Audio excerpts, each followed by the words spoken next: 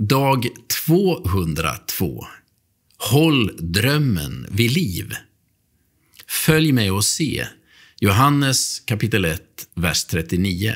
För en individ börjar det med en personlig gudsupplevelse och en erfarenhet av att vara älskad av Gud.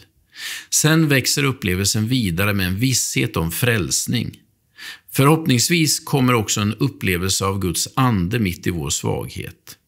Så småningom börjar allt detta påverka beteende, vanor och beslutsfattande så att det blir ödmjukare, mer omtänksamma och kärleksfullt.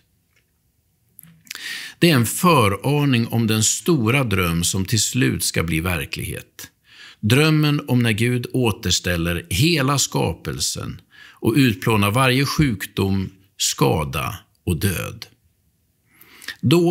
Då fattigdom, svält och förtryck inte ens finns kvar som ett minne, utan alla lever i Guds välsignade närvaro och ljus.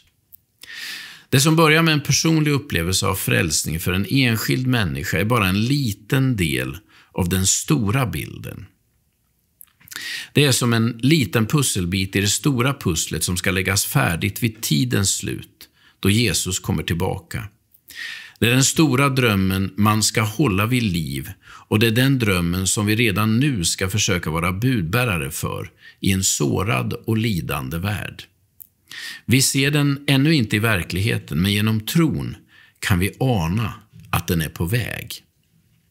Följ med och se, sa Jesus till de första lärjungarna.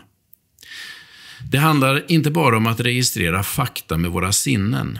Det handlar lika mycket om att se det vi ännu inte kan uppfatta med våra sinnen.